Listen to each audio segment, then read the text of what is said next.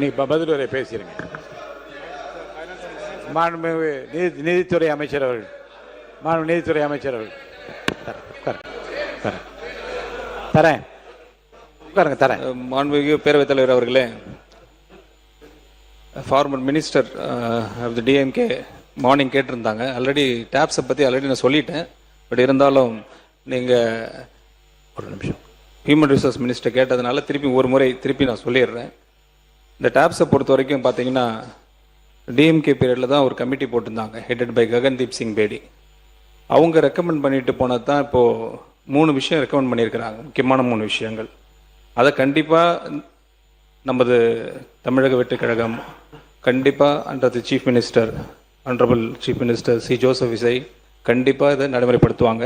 அதில் 3 விஷயம் நீங்கள் ரெக்கமெண்ட் பண்ண, அந்த கமிட்டி ரெக்கமெண்ட் பண்ணது ஆக்சுவலாக 50% of the last pay drawn, அது கண்டிப்பாக கேரண்டி பென்ஷனாக கொடுக்கப்படும் லாஸ்ட் பே ட்ரானில். அப்புறம் 2வது கிராஜுவேட்டி கேட்டிருந்தாங்க, ரெக்கமெண்ட் பண்ணியிருந்தாங்க, அதுவும் இருக்கும். ஃபேமிலி பென்ஷனும் அதில் மென்ஷன் பண்ணியிருந்தாங்க, அதுவும் கண்டிப்பாக இருக்கும். இது நடுவில் நாங்கள் இன்ட்ரீம் பே அவுட்னு சொல்லிட்டு இப்போ கொடுக்க ஆரம்பிச்சிட்டோம் பென்ஷன்ஸுக்கு. இதில் நடைமுறையில் இப்போ நாங்கள் என்ன பண்ணிகிட்ருக்குறோன்னா, ஃப்ரேமிங் த ரூல்ஸ் கொஞ்சம் ஃப்ரேம் பண்ணிகிட்ருக்குறோம். அப்புறம் ஆப்ரேஷனல் கைட்லைன்ஸ் நடந்துகிட்ருக்கு ஒர்க்கு.